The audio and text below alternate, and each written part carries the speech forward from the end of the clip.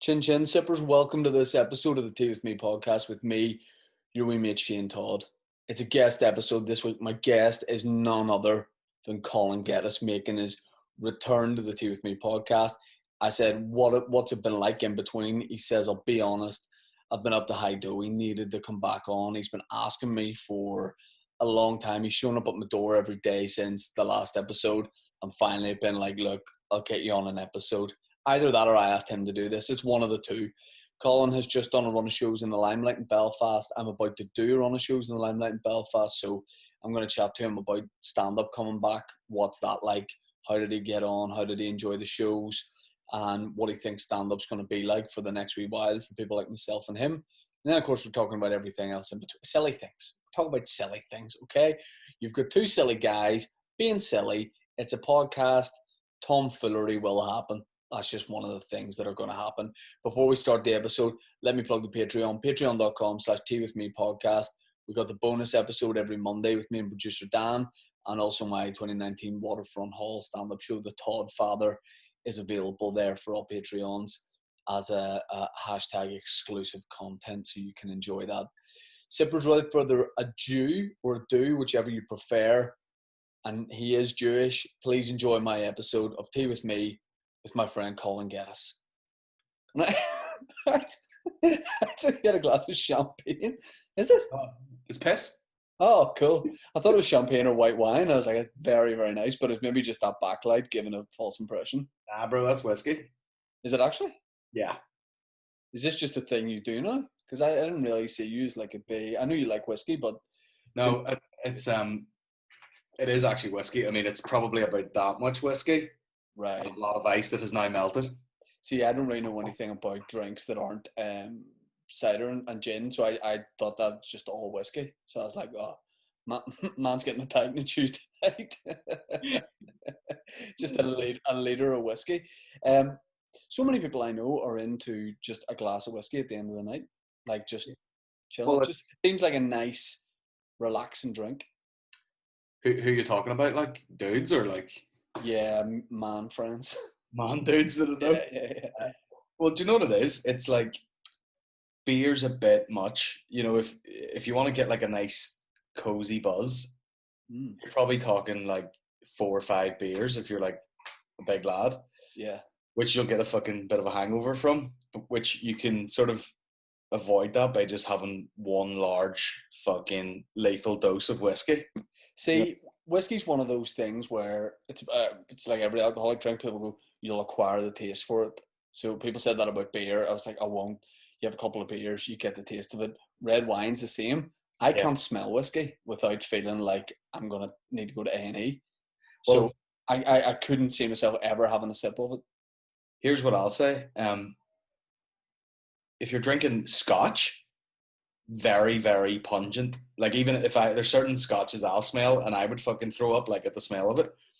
But you need to get some like Irish whiskies, and the more money you pay for it, like the nicer it gets. And then there's ones where you're drinking it and you're like, this tastes like fucking like butterscotch. That's what I want. You like, yeah, you know, like I want a little sweet one. I just want. Have you ever had an old fashioned? I've never tasted whiskey. An old fashioned is like a fucking whiskey cocktail. So it's like they've made, like, you know when you watch movies when you're younger and a guy's like stressed out in his office and he beats his wife up and then he's like, God damn it, and then he fucking takes the whiskey and you think in your head that must taste like liquid toffee, and then you're like, that tastes like ashtray and piss. But like an old fashioned is like syrup and fucking whiskey liqueur and stuff, so it kind of tastes like sweet whiskey with a fucking orange in it or something. It's disgusting. I thought you knew me better than that, because if it's cocktails, I'm woo-woos every single time. I'm all about the Hindu cocktails, 100%. I'll tell you, where did the woo-woo go? I don't know. I think if you want to get the name of the podcast up top, where did the woo-woo go? Because we used to stroll into what was fucking rain, which was milk at the time. Oh yeah. And just be like, bro, get me a jug of woo-woo. And like have a polo shirt on with the collar up, thinking you were the fucking dog's tits. But it's delicious. I don't know why everyone's fucking around drinking gins and shit. Get the woo-woo out. That was the era where guys wore 2 polo shirts. For sure. Polo shirt inside a polo shirt, which was never a good look. But yeah, I met Westbrook twice in there. Hindu cocktails are the best cocktails, 100%. Like, it's just, I mean, it is just sugar, but it's the best. And I'm just a big sugary guy. I like multicolored cocktails. I like to drink those. I mean, the alcohol content probably isn't heavy, but yeah, maybe I'll try whiskey at some point. But I just have a fear that I would just be sick. You ever be anywhere remotely fancy? Well, obviously you do. Remotely fancy, and you get a cocktail, and they specify like this is the whatever something reserve gin or whatever, and you're like, who gives a fuck? You know what I Well, mean? what about when I was at me and Stacey were in the Galgorm a couple of years ago, and they have a gin library. Now, I'd already had a couple of drinks before I got into the gin library, and I was like, this is lovely. And I don't think we've been going out that long, so you're still trying to you're trying to show, listen, I'm a bit of an operator. So I'm looking through the menu, and I was like, About some gin. yeah. I was like, I could probably get any gin here, all different prices. I ordered the wrong one, and the guy goes, yes, no problem. And he's like, oh, it's $27.50. My back started sweating, and I was doing maths in my head because I was still in the call center at the time, and I was like, I need to sell a hell of a lot of raffle tickets to a hell of a lot of pensioners. I did it once in Lavery's. We just went for like a couple of drinks, kind of really early in the night, like probably like 5 o'clock, and got talking to the barman who worked in there, and he said something about, why don't you mix up and get a tequila? And I was like, fuck off, it's like dinner time. And then he goes, no, you need to get the like mezcal or something, and it's whatever, and it kind of numbs the tongue a wee bit, and fucking had it over ice and poured it. He goes, you don't dine this like you would a shot, and you sip it, and I sipped it, and I was like, like fucking like wintergreen. I was like, what the fuck is it? And he's like, it's not bad, man. It's a good alternative to like whatever. And then went to pay for it, and he's like, cool, that's $18.50 or something for like 2 shots. And I was like, what? Yeah. I could have bought a bottle next door. I drank last Sunday for the first time in about 3 or 4 months, and just got out at the right time. When you can't appreciate till the next day, you go, last night I got out at the right time. One more and I was done. I just kept it together. Really? I just. Are we at someone's house or what? Yeah, I was out, like beer garden, weather was nice. One of those ones where if you sat down and drank that just in a house, you'd be gone. But because the weather's nice, you're enjoying yourself, you're not really thinking about what you're drinking. Yeah. And then it just about caught up with me, and I was feeling it the next day. But I think once every 3 months would suit me for drinking. You see, it's funny because like Woodsy, I was doing Woodsy's or having a chat with Woodsy on my podcast, and he was taking the piss out of me like, oh, you're very like spontaneous and all, like you love just fucking, and that's the way I have to drink now. It has to catch me off guard. I have to be like, someone has to call around and be like, oh, do you want to drink? And you have one drink, and then you're like, sure, we're on a roll now. See, if someone told me we're going out on Thursday, I'd be like, no, no fucking way. Am I gonna have a hangover? But if it sort of naturally develops, yeah, I can deal with it. But they're the best. They're the best nights as well, where it's not supposed to be a night and then it just becomes a night. Yeah. You just did 6 shows at Limelight, 3 nights stand-ups back. Were you drinking any of the nights? None. No nights. I came home on the Saturday, and I had like same as this, just like 2 sort of very watered down whiskeys, which is like my alternative to drinking a pile of beers now. But it was fucking, it was like, I got home at 12:30, so like, I wasn't gonna fucking just start get wired in the drinks and fucking stay up to 6, because obviously I have a baby now, so it's like fucking. Yeah. So one thing that just cropped into my head that's nothing to do with anything is whenever I was doing a gig in Enniskillen and years ago, and you'd been on the month before, and the guy says, we had young Connell Glass up here last month, and I don't know what reminded me of that, but that just always stands out for me. It's one of the funny, because it wasn't big enough to be funny to anyone else, and even when I retell it to anyone who isn't you, it's not going to get a laugh. But calling you Connell Glass, because he was like a real old school guy, I think he just owned the bar, didn't do any of the organisation. Young Glass up there. Meanwhile, if you Google it, there's like a fucking platinum selling country guy called Connell Glass, and you're like taking the piss out of me. Have I got your name wrong? Connell Glass, yeah. Connell Glass is definitely a guy. How were the Limelight shows? You did 6 shows. They were socially distanced. Yeah, I mean, that new setup is the way comedy's going to be now. Like I'm starting a regular thing in there. That's going to be my regular club now. Is in that big room, in the Limelight. I Like think, every I think, Friday, pretty much. I think that socially distant thing suits you and me a lot because you're not sharing mics with other comedians. You're not that close. There's just a little bit of an element of like come in, do your show, and then just go. Which like you love chatting to people after the show and stuff like that, but just at the minute, it's great to have an option of still doing stand up, which feels like stand up because I did East Belfast GAA shows last weekend, and there's a plexiglass screen, so it's ran really well, and it's probably like reassuring for the audience to have it, but it's just very weird, and it has like like danger tape, like biohazard tape around it, Around the corner. and the second you put that on, people are like, "Oh fuck, Chernobyl," you Yeah. know? No, well, this was. I mean, the Limelight's one of the few places can actually house such an event. You know what I mean? Yeah, So all it. I actually got a message from someone, and they were like, met at the door, escorted to your table, order drinks through an app, and serve free pizza. The guy was like, if this is the way comedy is, I'm all for it. Like, and it straight away, you're like, why the fuck did this not happen? Because you know the way sometimes you'd be like, right, quick 10, 15-minute bar break. It's 35 minutes because yeah, 250 people or whatever have to get to the bar. yeah, Now they just sit there and get the drinks brought to them. And they do wee sneaky things like they'll bring them a 2-pint cup. So you've got this fucking jug of beer essentially. So you're not ordering like pint after pint after pint. You get like 2-3 drinks max. And that kind of does you all night. yeah. Because the first time people at a comedy show go to order a drink, they go, "What does everybody want? What do you want? You want a beer? You want a beer? Okay, no worries, I'll go back." Cut to towards the end of the night when the headliner comes on stage. Right, who's having? It's the loudest thing. Getting up, the guy will come back 3 times. What was yours, Carlsberg? It just becomes the loudest thing. So like table service, just all that seems like the way to go. And like, see when I saw those gigs in Newcastle, as in England, do you see like Tudor were playing shows, Van Morrison in this big field where Mm-hmm. people have like their own like raised bit, Yeah. where it's see, that's the only way I would go to like a festival or outdoor type gig is if I have my own raised bit, and also if I was the only person to have their own raised bit, I'd be totally fine with that. You know what I think they should have done? They should have like bordered off the sides of that so that you're almost in a box just looking at the stage. Yeah, With but just your bit. Because you're a bit self-conscious, like fucking on a podium.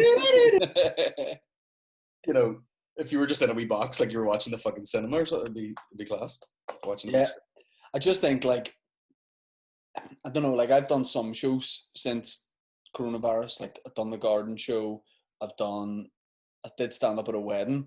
I did those GA shows as well. But it feels like these Limelight ones are going to be stand up back. Like Is that just this weekend? yeah, that's Yeah. this weekend. But like Garden. I poked my head into yours, but it was the interval because I was going from radio show to doing those Gaelic shows. I did them all. Obviously, I did the whole show in Gaelic, and and my opener was, of course, hello. But yeah, I just put my head in the limelight for 2 minutes, and it just made me happy. I was like, oh, this, and then it felt like the break had been 2 weeks of doing so. I was like, oh, just back in at a gig. I don't think that sounds like I'm being fucking boasting, but I didn't lose anything. I didn't get worse or better or anything. It was like a gig last week. Other than at the start of the lockdown, I had put out pretty much all my material. So I did one gig in the office, which was I managed to scrape together 18 minutes of material, and then I'd just been adding to that slowly, and then I was basically doing like a half hour, and then there was a couple of bits didn't work, after 4 attempts, and then I was like, right, I'll ditch that and sort of write a wee bit more, and it ended up like 35 minutes, but quite tight by the end. Like the very first show, I think I was just running on the sort of buzz of being back, and it was really good. But I'm a bit weird like that. Usually the first time I do a bit, it's the fucking best it's ever going to be. And then Yeah, it sort of same. slowly gets shitter. But Yeah, the next show after that, late show, was a bit harder to deal with because you're trying to remember material, but it's rowdy. So you're like fucked up there. Next night, can't really remember much. But then the first show and the last night was like and I'm like, unless it's wall to wall murder, I'm not even happy. I feel like, right, You're just indifferent. I'm like, that's how if it's wall to wall murder, that's how it should be. And if it's anything else, I'm not that happy. Yeah. I don't come off and go, fuck, I murdered there. I go like, right, that's fucking where it should be right now.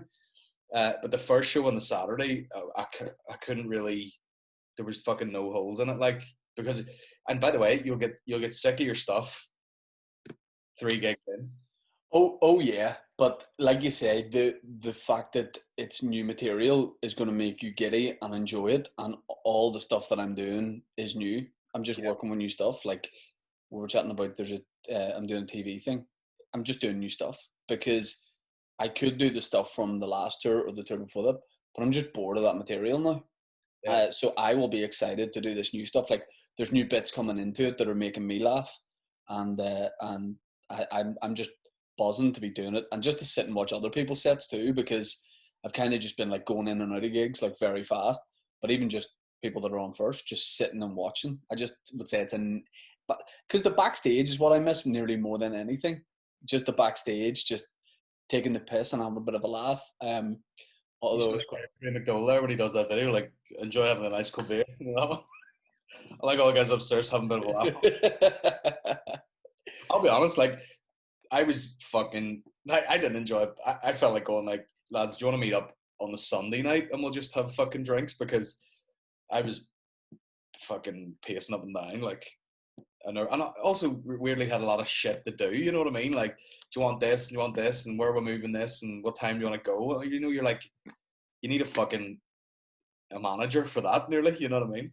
Do you did you notice a difference between the early and late shows in terms of rowdiness? Like, did you notice that people were?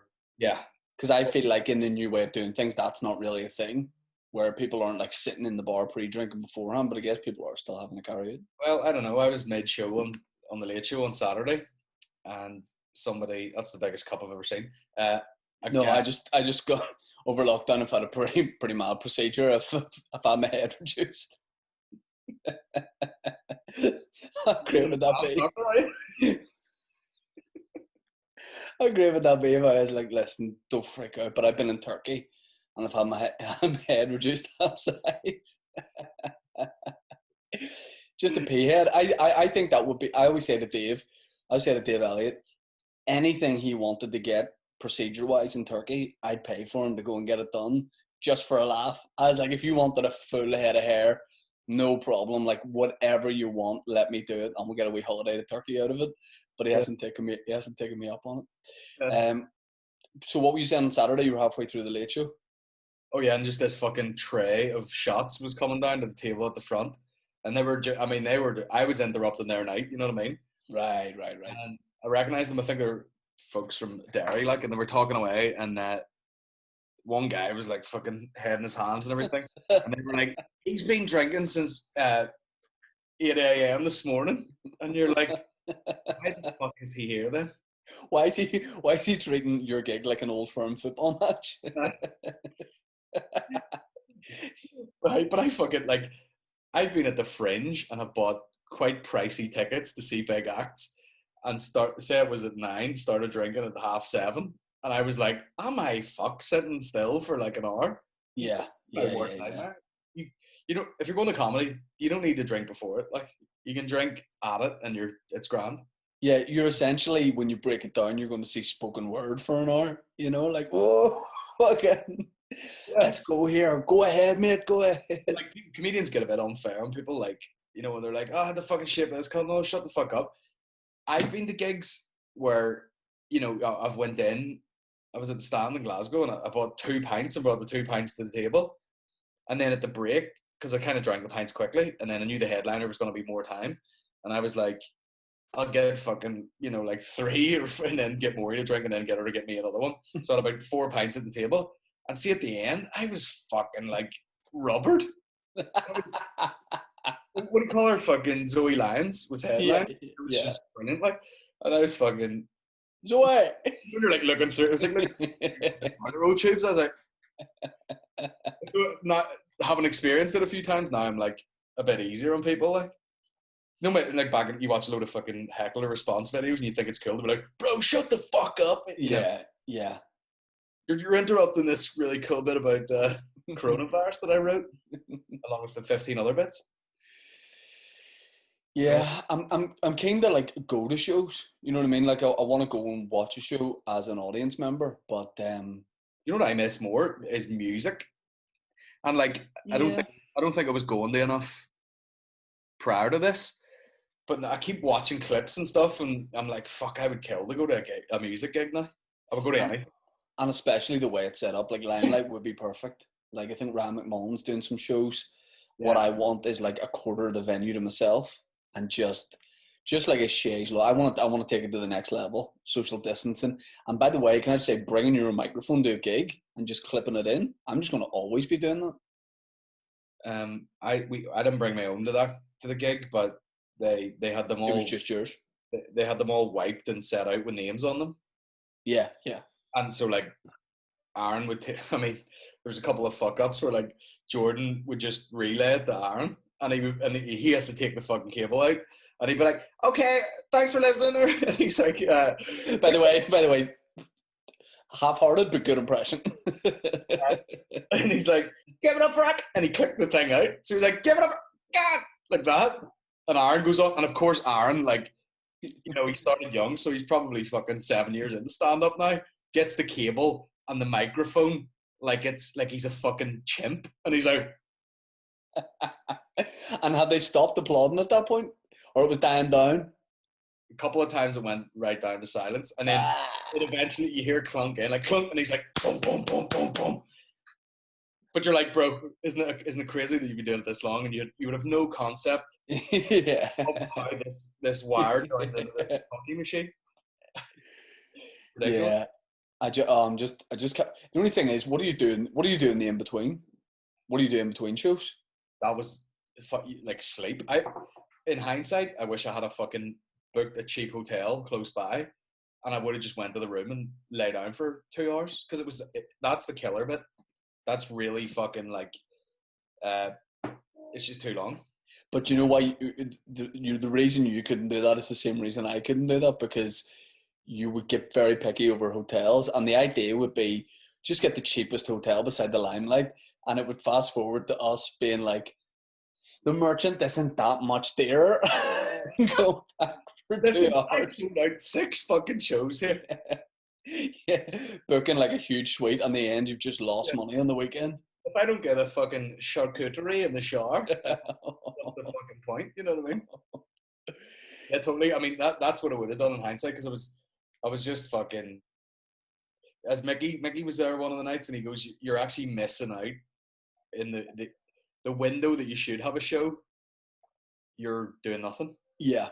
So like you've went early at 7 o'clock, and then you're waiting to 10:30, when you should be gigging like 8 to fucking 10:30.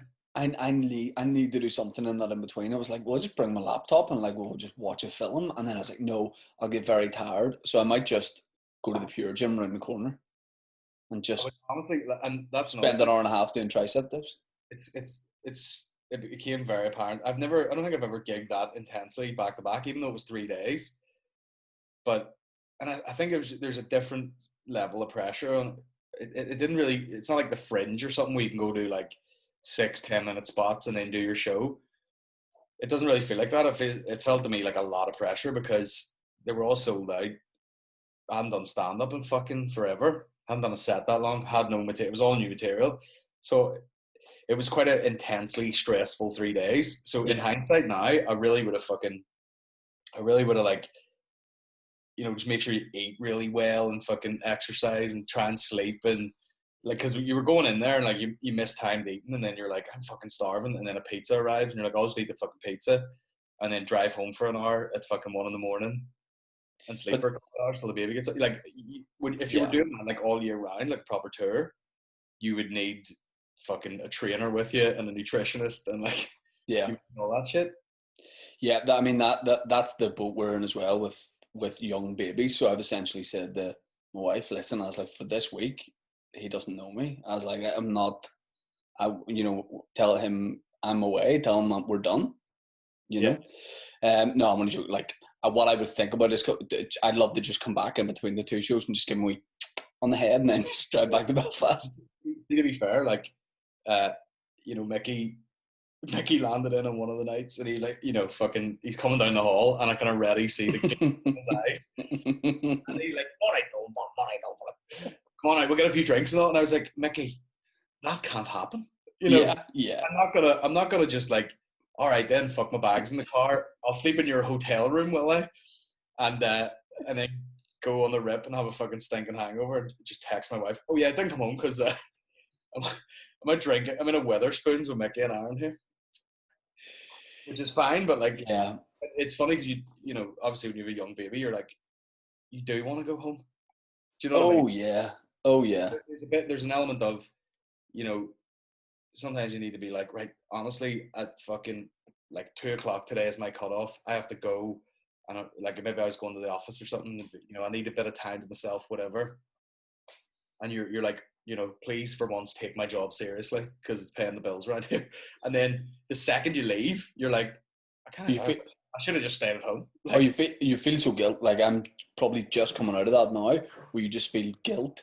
And like you couldn't get more support. Like I couldn't be getting more support. More like, listen, go and do your own thing. Like go and get your work done. And listen, I'll take care of this. But there's still, I think it's natural to feel like you're like, oh Jesus, I'm writing jokes here. He doesn't have me for 15 minutes.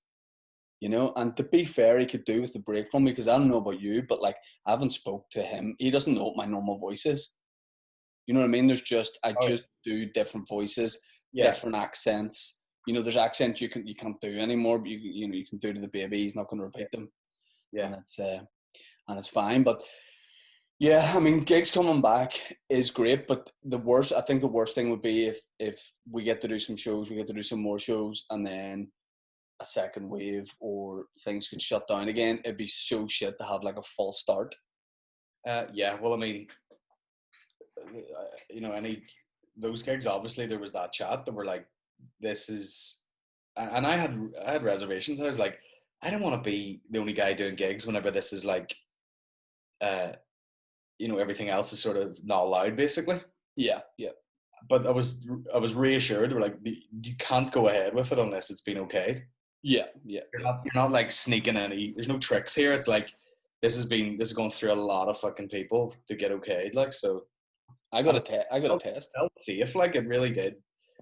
The way the Limelight's set up, and they've got these doors that like they didn't have before that like shut people off, and the traffic can only go one way and everything. You know, it's perfect. Like, really.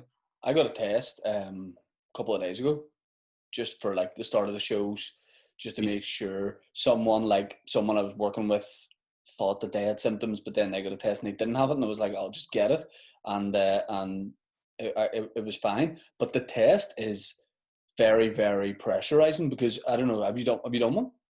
No. You do it in your car by yourself. They pass you a kit through the window. I don't know if you've heard about this. They pass your kit through. I didn't mind the Odyssey car park. They pass your kit through a window. Now the aircon has broken my car. Was it yesterday? No, Sunday. Roasting day, sun's beating in, but you got to keep your windows up. So I'm like already getting a bit of a sweat on. Pass you this kit through the window. You got to take a long cotton bud and rub it on your tonsils, but you're not allowed to touch your tongue, which feels like something that would be in a Japanese game show. So I'm like rubbing my tonsils. Like, by the way, well, speaking of Japanese game shows, I didn't just bring this up to crowbar this in, but last night we watched Silent Library. Right. Do you know what Silent Library is? It's a Japanese game show where it's like 8 contestants or 6 contestants sitting in a library, and you're not allowed to make what it's called? Yeah, and they deal called Silent Library.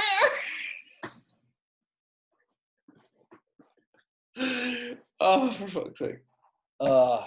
You're gonna get cancelled from your own podcast. Yeah. General banter are gonna kick you out. Yeah. So, but in Silent Library, you're not allowed to make any noise, but they will do stuff like, you know, someone's gonna get an elastic band slapped in their forehead, and everyone else trying not to laugh. And then one of them is like, this guy was like told to lie down, and this fella just comes in, holds a guy's legs open when he's on the ground, and just repeatedly like stomps on his balls. And I went from laughter to being like, this is the worst thing I've ever seen in my entire life. But oh yeah, so the test, right? They pass you this thing through the window. Rub your tonsils with a cotton bud. I mean, I'm not feeling that by now. And then you got to take the same cotton bud. Old leather back there, isn't it? You got to take the same cotton bud and stick it up your nose. So Yeah. part of it, I was like, I'm on a hidden camera show here, and stick it up your nose till you feel pressure, right? Disgusting. And then you put that in a wee thing, seal it shut, and then you hand it out the window to someone. Very, very, very strange. Like a weird feeling because there was no one else doing the test when I was there, so it was just like this big empty car park. It's so funny because you're the second person I've heard even mention that. Like, you think it would be a much bigger deal? Yeah, You know, I mean, go get a is it free? it's free. Yeah. Go get a free test. Like, you think it'll be all over the fucking. I haven't heard anything about it. I've also driven past the Odyssey loads of times and never looked over to see this, but like huge things set up for it. Like the whole car park is like devoted to this testing facility. And by the way, when I was driving down, I was like, they're gonna have like top scientists working there. No, just like me and you could be working there, and that terrifies me. You know what I mean? Like the guy directing me in. It's a one-way system, and then I had to like scan a code. And then he waved me through to the next bit, but it's one lane of traffic and it's a one-way system. Yeah. And I can't help. I'm like, this way, mate, this way. And he's like, yes, mate, yes, mate, this way. I was like, oh, thank you very much for that. And it's just, then I touched my tongue with the cotton bud, so I had to get another one. So you have to honk the horn, and then they all like run over to you. It's just a weird setup. Did you just take it like straight away? Or like, Yeah. And this up the bottom, is that? No, it's not right. Yeah. But I did it anyway, just because you can't be too careful. And I just stick that right down my urethra. It's like,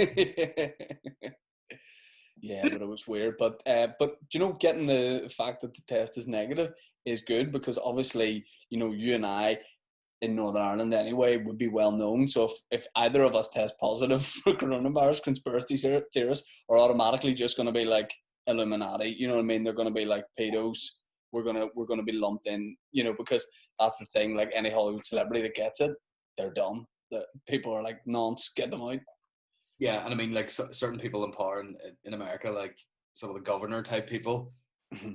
I don't know why they were doing this, whether it was to like settle a bit of worry or whatever, or to get people to take it more seriously. Who was it? Was it Cuomo or one of those New York dudes? Faked it apparently. Oh yeah. Cuomo. They said he didn't have it.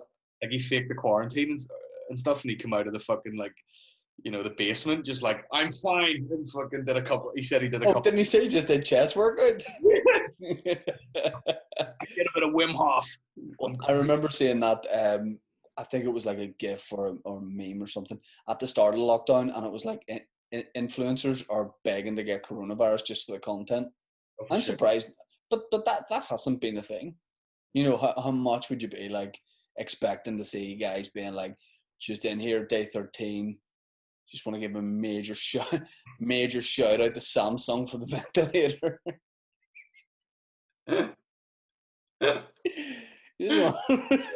Yeah.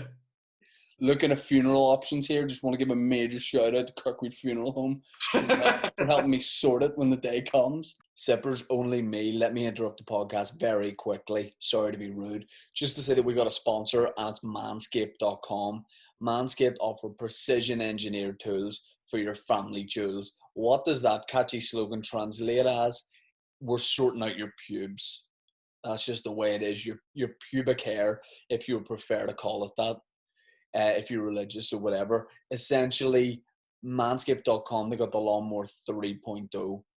You've been sleeping, you missed the 1.0, you missed the 2.0, it's the 3.0. So essentially what this is a lovely razor, or you can get a travel kit. Producer Dan and I have the travel kit. No, we don't share it, we have one each. And I mean, he wanted to share it, but I was like, no, just get your own. Weird, very weird from you. But you've got this razor. I use it. I'm very happy with the results. It has a little torch on it, just in case, I find myself in like a Chilean mining incident, like those, shout out to those guys who were, I don't know if they're out yet, but if they were underground and they had the Lawnmower 3.0 from Manscaped, they would be having a bad time of it, I think. but their pubic area would look phenomenal, and that's all that we can hope for. If you go to manscaped.com, you can get 20% off with the code teawithme. That is an exclusive Tea With Me offer. Tea With Me, 20% off. That gets you free shipping as well using the code Tea With Me. Check it out. Have a look. Guys, get it for yourself. Girls, get it for your fellas, because you're probably saying, no, I like what you have there. No, I like what you have going on, like the retro kind of Afro bush type thing. No, I want guys to go from Tom Jones. Remember Tom Jones had like that tight afro? I want you to go from that to Vin Diesel or Barra Best, any bald guy. Essentially, I want guys to have less pubic hair. I think that we need to do that as a collective of men. We have a responsibility. Manscaped.com. Tea With Me is the code. Back to the podcast with Colin Geddis. No, they're never that good. It's always like, I'm here suffering from coronavirus because of the medication. I've become quite, constipated. So shout out to this detox tea that I'm selling. Shite all over yourself. There's an app. A fellow comedian told me about an app where you can see if people have bought followers, and I just put some, like, let's just say local people into it. You buy followers? You're not going to believe it. Yeah, I've got it. I'll tell you after. I've got a guy. So you can see where people's followers are based, and it's strange that most local influencers here are absolutely massive in India and Bangladesh. No doubt. Something that I never knew before. I mean, it's a shame. It's a shame that Tiffany Bryan is off social media. You froze at that moment. So, are you serious? So I'm gonna say you've been taken down. They've got you. They've got you. Are we still on the 40-minute fucking? No. I've got premium. I use this for my OnlyFans too. Okay, let's go. And I thought it was my camera that was dirty. I think I put up a photo the other day. I was joking about the socks that I got made, and it's good. I was gonna say it's a good job Tiffany Bryan's off social media, because someone was like, "Oh, you're like Tiffany Bryan with tits or something," and I was like, "Bro, cold as ice." But I don't think people would understand. You and I especially lean in a lot to the whole thing of, like, if we're selling tickets or merch or something, of course you're going to lean into being like, what do you think of this, and posting up like influencer type stuff. But you do definitely get people under it who are like, I think you need to write hashtag out of this. I don't. I'm pretending I'm selling a pineapple. You know what I mean? I'm like, pineapples are great. Use my discount code for 5% off any pineapple you buy this week. And some guys like, you need to make sure Instagram know that that's a paid promotional post. That's like, Pineapple have not got in touch with me. All pineapple companies. Yeah. The Del Monte man has not said, listen, flog this gear. One of my ongoing bad jokes is, I'll just write whatever, insert blank, sponsor my podcast. Yeah. If it's something I particularly enjoy, I'll be like, Lure Pack, sponsor my podcast. And I get prompts for like, you gotta put in, like, from Facebook, they'll be like, you gotta put in that's a sponsored ad if it's a paid promote, and you're like, no, I'm joking, obviously. Yeah. Hey, computer, get the joke. Have you had any fun collab requests recently? Anyone like dropping into the DMs to be like, mate, come down? Remember years? What was the one you got? This was the first time any of us got asked to like do anything that wasn't a gig. And didn't a guy ask you to come down to a car dealership as Barry the Blender for like an open day, like a show day type thing? That happens fucking bi-weekly, that. But I remember, like, that stood out years ago as like, how have you been asked to do? Like, that's nothing to do with stand-up. I mean, the amount of shit, I mean, you probably get it too, but like, I've been at gigs, and this woman said to me one time, she goes, it's my husband's 40th in a couple of weeks, would you come and do stand-up in the garden? And I was like, no, I just really do my own gigs. And she fully turned on me. She was like, and this is what I said. She goes, you wouldn't do a gig like that? And I was like, not really. No, I just tend to do comedy clubs or whatever. And she goes, money's not an option, right? And I went like this. I went, well, £1 million then. £1 million, please. Like, money's not an option coming. That's the bit of comedy I don't like, is the sort of like dance for me monkey, Yeah. you know? So there's someone DM me being like, can you DM someone else to offer them this genuinely really class thing? Oh no. And I was like, uh, yeah. And he's like, we're just like big fan of his work and stuff. And all right, I'll see what I can do. Like, why am I this gopher? You know, in between You're being like, asking for it, or would you would rather you not? like this? Let's just say the second, the number two in the list of good-looking guys from Hollywood County Down. Dornan? Yeah, someone is like, someone asked me. I mean, a genuine thing. Like, how would you go about contacting someone like that? I bet you it was something like, listen, we've got a 2-for-1 deal on sirloins at this butcher's here. Could you get Dornan Yeah. to post about it? People don't. Sometimes people don't realize. Like, you'd love to I'm, go. You'd love to go. This would hurt you I'm looking to send them 8 KFs here in a Postmate. Would you be able to get a bay of books for me? before they go off. Like, I remember having that where someone was like, "Would love to send you like a box of meat." They made the mistake of saying, "What? Do you have any dietary requests?" Now that's probably why they never got back to me. But I remember they just never sent me it, and I was having a barbecue, and I was like, "Person never sent me that." And then I had to look back, and I was like, "Will I follow up on that?" And then I was like, "Why am I going to someone to ask for free meat?" yeah, It's achievable, to get like, you know, we've been doing stand for how many years. We tour, we get to do like cool shows. You can get in some nuggets and a a yeah, hake fillet. yeah. It's fine. I know what you mean. And people don't realize, like, the best way to do stuff or to get something out of something is just send the stuff and not expect anything back. Yeah, 100%. Yeah, Because, like, yeah, if you send it and your first thing is, and it'd be great if you could, fucking make a 10-minute mini documentary around this product that I've sent you. Straight away, you're like, nah, it's all right. Like, a fucking, like, whereas there was a guy just emailed, or it was actually like on Twitter, just mentioned me, and he was like, can we send you some bacon? And I went, yep. And he fucking sent, I and remember this. he sent like fucking 48 packets of bacon or something.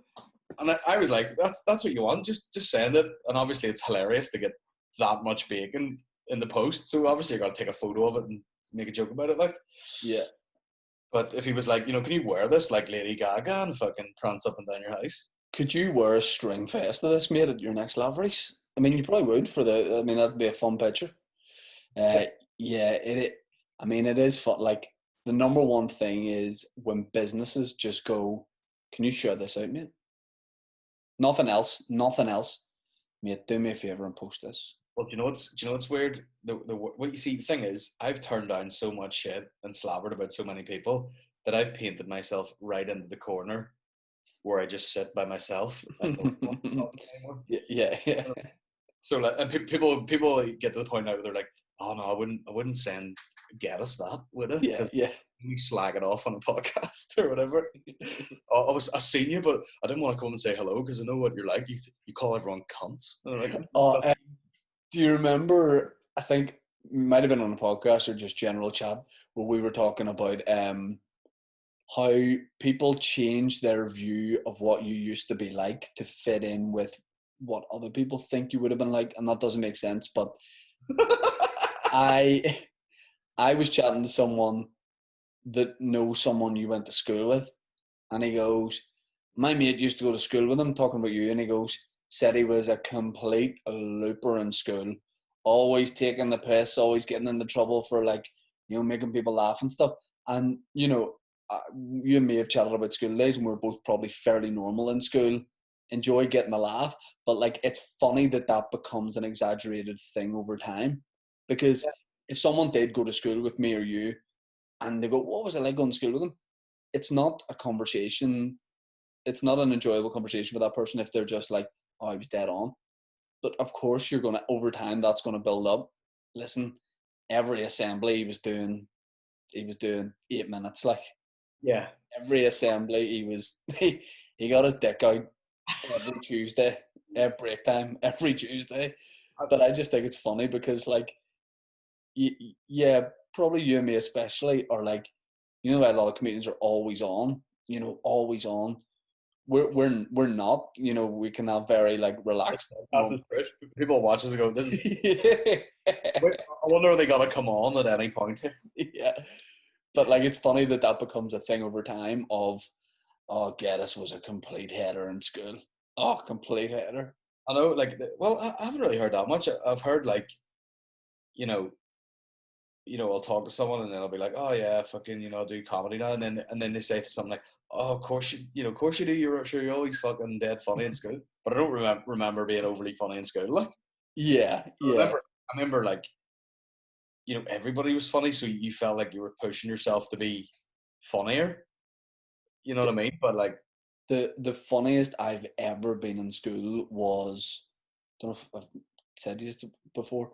The funniest the biggest laugh I've ever got at no gig, based on the amount of laughter generated, was I was in art class in P5 or P6, and it was either Stereophonics or Manic Street Preachers had a song called Kevin Carter, right? and it was like something Kevin Carter, something something, and I think the word charter was in it, and it was like on the radio at the time. And I remember just in our class one day singing to a couple of guys I was in class with, Kevin Carter, you're on my sexy charter. And then Right. that got like a bit of a laugh. And then I just would change the first name every time and say, Steve Carter, you're on my sexy charter, but really perform and sing it. And it was just, how many names can I think of, and just fire in. And for me, it never got funnier than that. That was my peak. That was my peak comedy.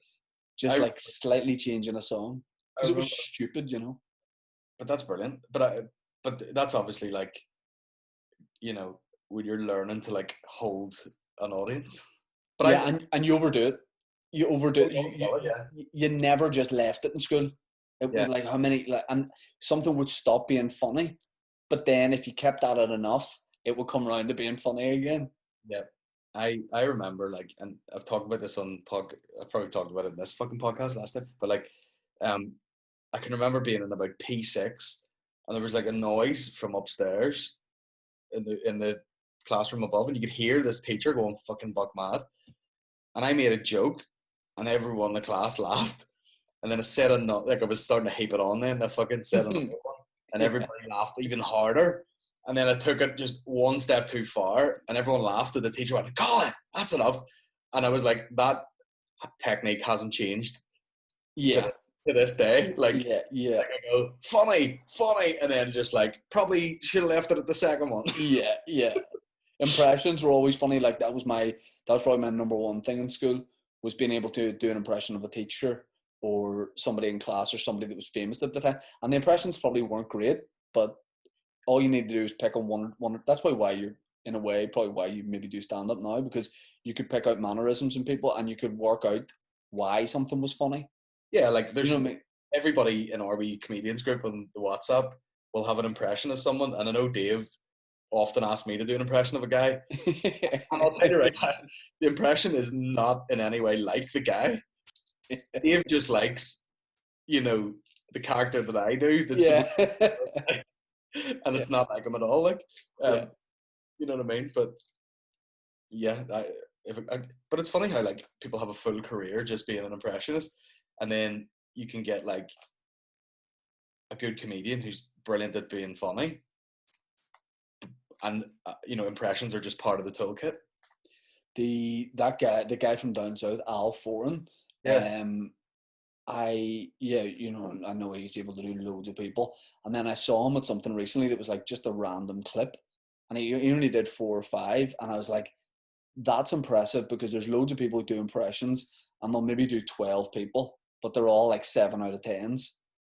But the ones I was watching were 9 and 10s out of 10. I was like, because a lot of people will just do a similar voice for everyone. yeah, But he was just, his Katie Taylor is 10 out of 10, yeah, 10 out of 10. But like that was one of the first things that were funny, whenever someone could do an impression of someone, and like you say, it still is. When you do that impression, it makes me laugh because like you said, yeah, it's not dead on, but No. it's also knowing how much other people are enjoying it too. Yeah. Yeah. Yeah. What I would love to do is like another trip for. I don't think it won't. In fact, it won't happen this year. But like when we did that Rathlin trip, we probably talked about it in the last podcast. But that combines everything of like doing stand. I mean, stand up is just the bonus of that. But like all the laughs that we had for that day or two, the biggest laughs we had were nothing to do with the stand up. It was when we were on the ferry over, or when Aaron Oh, pushed Dave through a chair and the broke gig, it, the gig. or or when we found out what position Kieran Bartlett sleeps in. The open casket. We went for like a daytime nap because I think we'd had a few drinks and we were like, we'll sleep before the gig. And Kieran, it was bunk beds, right? Kieran's on the bottom bunk. And I looked, I think I might have been in the bunk bed above, and I looked down and I was like, oh, Kieran has died because he just he just sleeps on his back. But the key thing is, the blanket was up like really high as if it was covering his whole body. And I was like, Kieran, do you sleep with your blanket over your head? And he goes, no, just up to the top of my nose. I was like, why? And he goes, in case my nose gets cold. Oh, Jesus Christ. He just likes to keep a wee toasty nose. And there's something that really brings me great warmth when I think about, like, so what time is it? 10:25. He may well be in bed right now, and I love to just visualize him just with the blanket right up the nose. Although if it's summer and good weather, maybe he just takes it down to the top of the lip. I've never woken up like in the middle of the night and went, fuck, my nose is cold. Yeah, no, me neither. Comedians have weird sleeping habits in general. Like, I'd say I'm weird because I would definitely be the comedian that goes to bed earliest, just in general. Probably, yeah. But like, when I hear about stand-ups who go back from gigs and stay up and watch something, I'm like, Yeah. what are you doing? Well, that's changed a bit for me, but like, I would never, I don't understand these boys that are like, you text them and then like 10 to 5, they go, sorry, mate, only up. And you're like, Yeah, yeah. like, I don't like sleeping that much. I walk Well, around knackered all day, but I don't go to bed early, but I get up fairly early. So I'm like, definitely not rested. You know I what I mean? did. I think the first 6 months that I was full time with stand up, I still thought I was a student. I went from like getting up to work, and then I didn't have to get up to work in a 9 to 5 job. So I was sleeping in the midday till 11, that kind of thing. And the correlation between your productivity and even creativity, whenever you have like the routine and you're getting up early, is massive. Like, because when you get up late, you start your day just like, nah, who cares? Like, But even, just, yeah, I get a bit fucking, existential crisis if I feel like I've missed a large chunk of the day. oh yeah, I remember being on holiday when I was about 8, with family in Mallorca, and With the lads. you know when you're on holiday as a kid, and the adults are drinking till late, and you stay up with them, Yeah. and you think it's mad. I remember staying up to midnight, and I woke up the next day at 3 p.m. and I got up, and my mum's like, "You had a big sleeper. What time is it?" She said 3 p.m. I was burst into tears as I've missed a damn holiday. Yeah. I was inconsolable, and Well, also nothing to do with that story. I was reading the book Roald Dahl Big whenever I was on the trip, and it was a great book. I thought we were going to be like not related, but I had, half a bottle of gin. Yeah, yeah. Yeah. I mean, Scotch is something where you're talking about whiskey. I could see myself getting into Scotch. I think my nanny drank Scotch with a wee bit of watered down, with a wee bit of water bells. I could see me being someone who would, if I ever became an alcoholic, it wouldn't be like whiskey or vodka. It'd be bells. That is whiskey, isn't it? Well, there you go. I think that's Scotch too. You need to get some nice Irish whiskey. Get a red breast or something, like a nice crested 10. Maybe I'll try it for some sort of video. We'll just have a couple of whiskeys and just document that and see how it goes. Won't be great. No. A lot of it will be me crying and being sick. I'm having a flare up. I was thinking about that. That's a low blow. No pun intended. I did a podcast with Weston from Hunk Papa, Yep. and Sipping cappuccino. great songs, but it's funny. He's a misunderstood guy. People listen to him, and there's a load of comments on the thing being like, "What a fucking knob," and all. But he's a very upbeat, positive, driven, creative guy, which is very infectious. But we did the podcast, and then went to Madame Pho. Pardon? Madame Pho. It's like a Vietnamese place, and we had all this food, and he fucking texts me later, and he goes, "Oh, sir, je m'appelle unwell," right? And I went, "What do you mean?" He goes, "I think that chicken was AFF." And I went, "Really?" And he goes, "Yeah." And I was like, "Fuck it." I was like, "No, I don't know if it would kick in that quickly, like, if you got food poisoning." And he's like, I was in a Costa there and I nearly shit myself or something. And I went, "Fuck, that's weird. Maybe it was the Vietnamese coffee you had." And he goes, "Okay, it might just be an IBS flare up." And I went, "Yeah, that's it." You know what I mean? If you've nearly shit yourself and if you're known to have IBS, that's what it is. You know what I mean? Yeah. It's like going for dinner and being like, "Man, I just had a bit of a seizure there. I don't know about those chickens." You know what I mean? And then you go, "Are you sure?" And he goes, "I don't know. It could be my epilepsy." And you go, "That's probably it." I think the paprika brought on something in me in that chicken. It's almost like a medical condition. That garlic, I think, has brought on cerebral palsy. Did you already have it? Yeah. My my thing with Crohn's is I did so I'm going to PT Matthew, and I did a podcast with him. You did the podcast, and he was chatting about Inside strength. Yeah, and he was chatting about health, Getting jacked. chatting about Crohn's, all that kind of thing. And I was like, yeah, I've had Crohn's a couple of years, and I don't think it's impressive that I have my Crohn's and just get on with things until someone tells me it's impressive, and then I start to get a bit emotional thinking about how proud I am of myself. Yeah.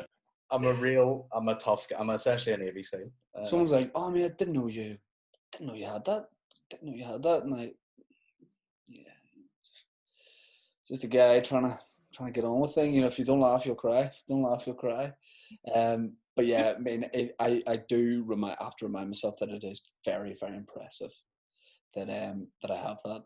And people always go, my cousin has it and he has it really bad, and that's the only time where I feel bad, because mine is kind of mild, but like with this, you don't know like what's going to happen like tomorrow or the next day, but whenever people say like, "Mate, I just want to say like fair play to you for having that," I think about the Pride of Britain Awards and I'm like, what would I be eligible for?